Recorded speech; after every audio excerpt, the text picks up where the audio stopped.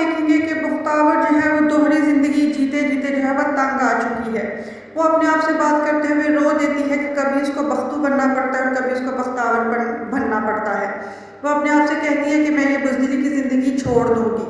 وہ کہتی ہے کہ مجھے مرد بننے کی کیا ضرورت ہے، عورت ہو کر بھی میں بہت ساری مشکلات کا مقابلہ کر سکتی ہوں۔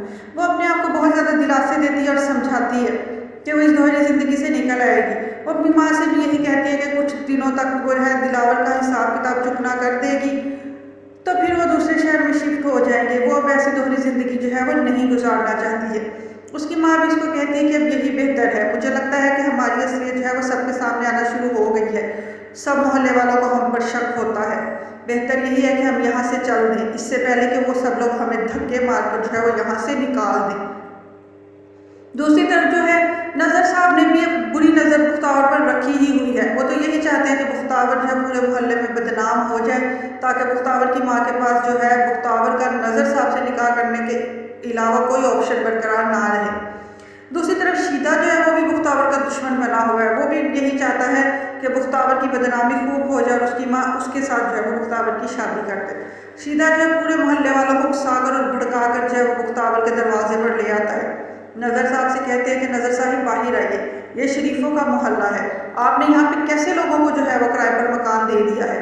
پتہ ہی نہیں چلتا اس کی بیٹی کس وقت گھر میں آتی ہے اور کس وقت گھر سے جاتی ہے، کب موجود ہوتی ہے اور کب موجود نہیں ہوتی۔ یہ ساری چیزیں یہاں نہیں چل سکتی ہیں۔ سب محلے والے جو اس کی باتوں میں بہک کر جو ہے وہ بختاور لوگوں پر بہت الزام لگاتے ہیں۔ بختاور کی ماں یہ الزامات سن کر ڈر جاتی ہے۔ وہ بختاور سے بھی یہی کہتی ہے کہ بہتر اسی میں کہ ہم یہاں سے چل دیں، یہ لوگ ہمارے بہت خلاف ہو گئے ہوئے ہیں، یہ ہمارے ساتھ دشمنی پر اتر آئے ہیں۔ دوسری طرف نظر صاحب جو ہے وہ بہت ہی چلاک اور ہوشیار بننے کی کوشش کر رہے ہیں۔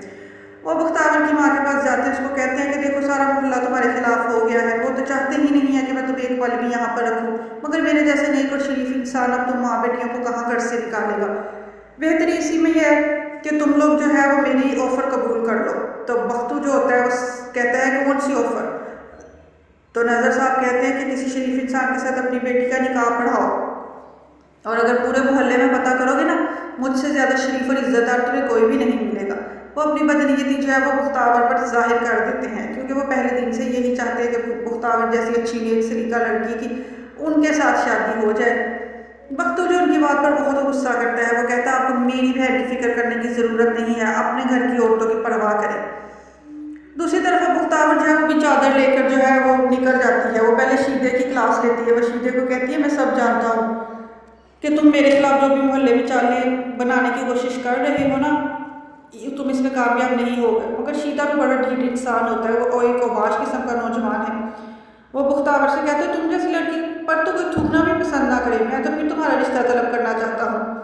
بختاور کہتی ہے تم ہماری کمزوری اور کا فائدہ مت اٹھاؤ، تم جیسے انسان کے ساتھ جو ہے میں کبھی شادی کے لیے تیار نہیں ہوں گی۔ شیدے کو اس کی بات سن کر آگ لگ جاتی ہے۔ شیدا اپنے آپ کو کسی ہیرو سے کم تھوڑا ہی سمجھتا ہے جو وہ بختاور کو ریجیکٹ کرنے کو جو ہے وہ بڑا آرام سے قبول کر لے۔ دوسری طرف نظر صاحب کو بھی یہی تکلیف لگی ہوئی ہے، وہ اپنی بیوی کو بھی کہتی ہے کہ بس میں چاہتا ہوں کہ ہمارے کرایہ داروں کی بیٹی کا نکاح ہو جائے۔ تو ان کی بیوی کہتی ہے ایسی بدنام لڑکی کا کس کے ساتھ نکاح ہوگا، ایسی بد کردار کے ساتھ کون نکاح کرے گا جو سارے محلے میں بدنام ہے، ہر کوئی ان کے خلاف ہوا ہے، ہاتھ دھو کے لوگ ان کے پیچھے پڑے ہوئے ہیں۔ تو نظر صاحب جو وہ گڑبڑا جاتے ہیں، وہ کہتے ہیں نہیں کوئی لوگ نکاح کر بھی لیتے ہیں، کرنے والے بہت ہوتے ہیں، کیونکہ وہ خود نکاح کرنا چاہتے ہیں، وہ تو اپنی بیوی کے سامنے اسی طرح بیگی بلی بن کے یہ بات کر رہے ہوتے ہیں۔ دوسری طرف جو ہے وہ بختو وہ بھی اندر ہی اندر بہت زیادہ پریشان رہنا شروع ہو گیا ہے، وہ بھی یہی چاہتا ہے کہ اپنی زندگی کو خیر بات کہہ دے۔ وہ جلد سے جلد جو ہے محنت مزدوری کر کے تو دلاور صاحب کا ادھار چکا کر یہاں سے جانا چاہتا ہے۔